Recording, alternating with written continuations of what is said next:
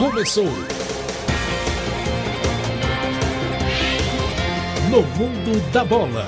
Fique com a emoção. No Mundo da Bola.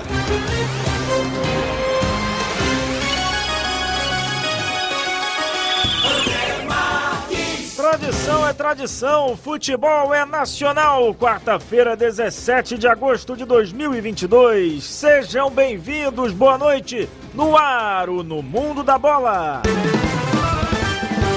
Me amarro nesse timão que joga com coração e veste a camisa legal.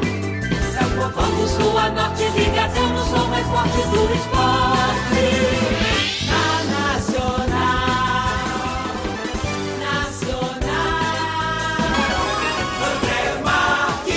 Trabalhos técnicos do Roberto Barrucho e a produção do Luiz Ferreira e do Wagner Gomes. A gente começa falando sobre Atlético Paranaense e Flamengo. Jogão de bola que a Nacional transmite a partir das 9h20 da noite.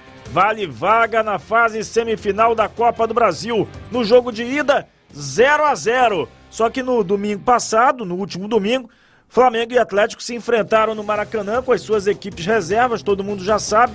Foi 5-0 para o Flamengo. O uruguaio Terãs conta com a força da torcida na Arena da Baixada para conseguir a classificação atleticana.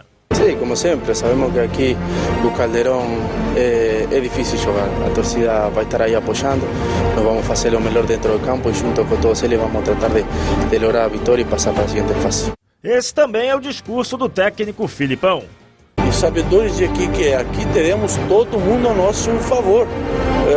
Respeitamos, claro, sim, mas vamos também impor algumas das nossas condições como impusemos a outras equipes que aqui jogaram. No Flamengo, o rubro-negro carioca mantém o discurso de que o jogo de daqui a pouco não tem nada a ver com o do final de semana. Marinho pediu pés no chão. O importante é a gente colocar na cabeça para conter os ânimos um pouco e saber que a gente está no caminho certo, como o Davi sempre fala.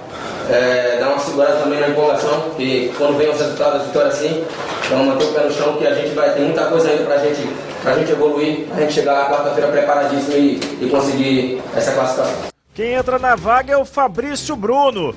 Ele é o grande favorito para assumir o lugar do Davi Luiz. Ele fala sobre as opções que o Dorival Júnior tem para o setor. Mas acho que independente de quem o professor Dorival optar, tanto por mim ou por Pablo, queria também que tivesse o Rodrigo à disposição, mas está se recuperando ainda de lesão. Acho que ele está bem servido, acho que não tenho certeza, porque o que a gente vem demonstrando, o trabalho que vem sendo feito, quem tem a ganhar com isso é só o Flamengo, de ter pessoas muito qualificadas nessa posição. E quem analisa tudo pra gente de Atlético Paranaense e Flamengo é o Bruno Mendes. Boa noite, Bruno. Muito boa noite, meu amigo André Marques. Um abraço para você, para todos os ouvintes ligados nesse programa No Mundo da Bola. Olha só, Andrezão, confronto de daqui a pouco entre os rubro-negros, valendo uma vaga nas semifinais da Copa do Brasil, vejo com muito equilíbrio.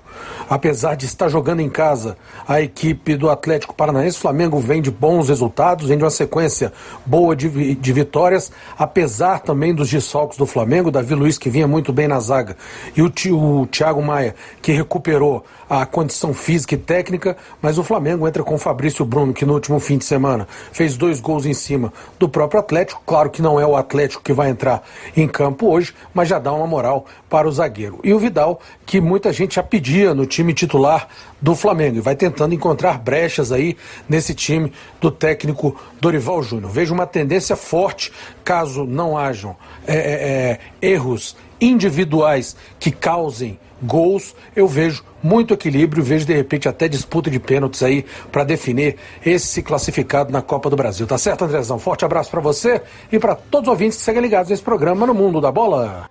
E tentando espantar a má fase nesse início de temporada europeia, o Manchester United segue de olho na contratação de reforços. De acordo com a imprensa do velho continente, os Red Devils estariam trabalhando na contratação de Casemiro, volante do Real Madrid e da seleção brasileira. O jornal AS da Espanha divulgou que o Manchester United teria oferecido um contrato dos sonhos para o jogador. Já o The Telegraph da Inglaterra noticiou que os dirigentes do clube de Manchester poderiam desembolsar 60 milhões de euros para ter Casemiro. Apesar do assédio, o Real Madrid não tem a intenção de negociar o volante. Casemiro tem contrato com o clube espanhol até junho de 2025 e é visto pelo técnico Carlo Ancelotti como peça fundamental no elenco merengue. E por falar aí em Manchester United, cresce a expectativa da saída de Cristiano Ronaldo. E nesse momento o clube que surge como favorito para contratar o CR7 é o Atlético de Madrid. E aparentemente agora à tarde as coisas esquentaram um pouco. Então podemos ter novidades até o final da semana. A possibilidade real do Cristiano Ronaldo ir jogar no Atlético de Madrid, maior rival do Real Madrid, pelo menos em termos de cidade, né? O maior rival é o Barcelona. São 6h51 no horário de Brasília. Tá na hora do Momento Estádio. Wagner Gomes. O WTA 1000 de Cincinnati não foi muito bom para a tenista brasileira Bia Haddad. Depois de ficar em segundo lugar no WTA 1000 de Toronto, a expectativa era grande, mas Bia perdeu no primeiro jogo para Helena Ostapenko, da Letônia, por 2-0, parciais de 6-4 e 6-4.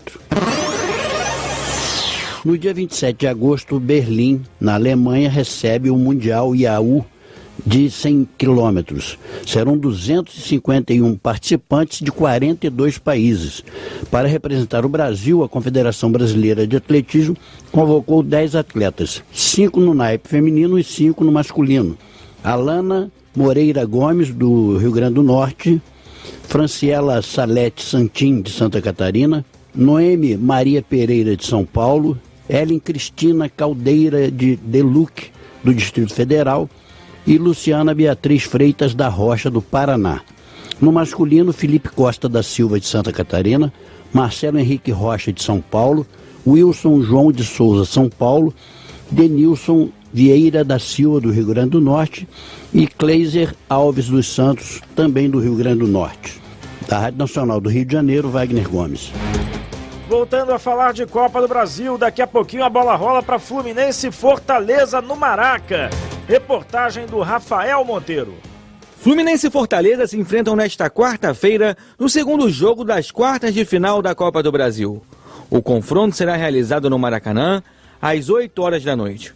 Como na primeira partida, os cariocas venceram por 1-0 em Fortaleza, basta apenas um empate para os comandados do técnico Fernando Diniz avançarem às semifinais. Já os nordestinos precisam de uma vantagem de pelo menos 2 gols. Caso vençam com uma diferença mínima, a vaga para a próxima fase será decidida em cobrança de pênaltis. Sobre o duelo de logo mais, o tricolor nonato disse que o time não pode entrar em campo pensando em jogar pelo empate. Sabe da vantagem, mas a gente não pode jogar com ela debaixo do braço, a gente tem que fazer o nosso jogo, é o que a gente vem treinando, que é propor a todo momento, que é buscar sempre a vitória. Então a gente se preparou, o período foi curto de descanso, principalmente para quem viajou para Porto Alegre, mas está todo mundo apto, todo mundo bem para fazer uma bela partida amanhã. O Fluminense deve começar a partida com Fábio no gol, na direita Samuel Xavier, dupla de zaga Nino Manuel, na esquerda Caio Paulista. No meio campo, Nonato, André e Paulo Henrique Ganso. No ataque, Matheus Martins, John Arias e Cano. Já o atacante Moisés do Fortaleza disse que ainda acredita na classificação. A equipe do Fluminense é uma equipe muito boa, né? Sabemos da qualidade deles, então acho que temos que pensar em nós. Eu acho que temos que sempre ter o pensamento positivo, como o Voivoda sempre fala, pensamento positivo, vitória sempre. Então acho que temos que, como eu falei, com os pés no chão, que eu acho que nós possamos fazer um grande jogo lá e buscar a classificação. A tendência é que o técnico Juan Pablo Voivoda inicie o confronto com Fernando Miguel no gol, na direita Brites, dupla de zaga Marcelo Benevenuto e Tite, na esquerda Ceballos. No meio campo, Ronald, Lucas Sacha e Galhardo. No ataque, Romarinho, Moisés e Robson. Além da batalha em campo, o Leão do Pici terá de lidar com a pressão, já que todos os ingressos foram vendidos para o jogo de logo mais. Da Rádio Nacional, Rafael Monteiro. 6h55 e quem analisa tudo de Fluminense e Fortaleza é o Márcio Guedes. Boa noite aos amigos da Rádio Nacional. Daqui a pouco, um bom jogo no Maracanã entre Fluminense e Fortaleza. Há 2 semanas o Fluminense era mais favorito. Evidentemente ganhou o primeiro jogo, tem vantagem, joga em casa. é um time, eu diria até um pouco superior ao Fortaleza, mas nas últimas semanas houve algumas mudanças. O Fortaleza, por exemplo, recuperou-se muito bem, já está 4 jogos sem perder no Brasileiro, saiu da zona de rebaixamento e desses 4 jogos sem perder, 3 vitórias e 1 empate. Enquanto isso, o Fluminense vem de um resultado estranho contra o Internacional. Não tanto pela derrota, mas pelos 3-0 e por algumas falhas do seu sistema defensivo, né? Voltou aquela história do esquema do Diniz, que gosta que o time saia jogando, não deixa o chutão, que no começo acaba funcionando, mas aos poucos sofre um certo desgaste. E é evidente que no último domingo voltaram aqueles fantasmas de que o Diniz no começo acerta sempre, o time vai bem, depois há uma queda de produção e há falhas individuais que acabaram levando o Fluminense a perder por 3-0 o jogo contra o Inter. Mas de qualquer maneira, tenho a impressão de que vai ser um jogo equilibrado. O Fortaleza vem agora bem empolgado porque saiu da zona de rebaixamento do Brasileiro, né? Mostra que é um time que tem boas condições de brigar não só nas competições paralelas, mas também no Brasileiro. E tem jogadores como Moisés e Romarinho que às vezes fazem a diferença. Pode ser um obstáculo difícil para o Fluminense, mas essa vantagem do Fluminense de jogar em casa para o empate realmente é significativa. Então, apesar da ligeira mudança das últimas semanas, continuo achando o Fluminense favorecido, o mais favorito desses 4 jogos desse meio de semana pela Copa do Brasil. Bastante pressionado, o Corinthians recebe o Atlético Goianiense daqui a pouco, precisando vencer por 3 gols para se garantir nas semifinais. Perdeu o jogo de ida por 2-0 em Goiânia. O lateral esquerdo, Fábio Santos, garante que o timão está motivado. Muito motivado, né? A gente não vê a hora de entrar dentro do campo para tentar essa virada. Até chovendo molhado, pediu o apoio do torcedor, né? Mas a gente vai tentar deixar tudo dentro de campo realmente para buscar essa classificação que a gente sabe que é a coisa mais importante que a gente tem no ano. Fábio Santos também falou sobre a má fase do Corinthians. Sem sombra de dúvidas, é natural quando você perde jogos importantes, desclassificação, né, um clássico, natural que todo mundo fica mais chateado, mas como eu já disse várias vezes no futebol, felizmente ou infelizmente você não tem muito tempo para reclamar ou para comemorar e a gente já tem uma batalha pela frente, então é focar 100% das energias no Atlético Goianiense, né, que a gente vai tentar de qualquer maneira buscar essa classificação. No Dragão, o zagueiro Lucas Gasal deu a receita para que o Atlético Goianiense conquiste a classificação na casa do adversário. A gente tem que manter a concentração, o nível de atuação lá em cima, para que a gente não seja surpreendido pela grande equipe que o Corinthians tem. Vai ser um jogo muito difícil, jogar lá não é fácil, ainda mais com o apoio da torcida deles, que apoia os 90 minutos. Mas igual eu te falei, nós temos que nos manter concentrados, um pezinho no chão, humildade, para que nosso nível de atuação esteja lá em cima, que a gente possa fazer uma grande atuação na quarta-feira. Tá aí, noite de muita Copa do Brasil e a gente fecha no Mundo da Bola, lembrando que a partir das 9h20 tem futebol na Nacional. Tem Atlético Paranaense e Flamengo com a narração vibrante do André Luiz Mendes, comentários do Valdir Luiz e reportagens do Timaço Nacional. Claro, você sempre ligado por aqui. O No Mundo da Bola volta amanhã, sempre às 6h45 da noite. Valeu, gente, um abraço. Tchau.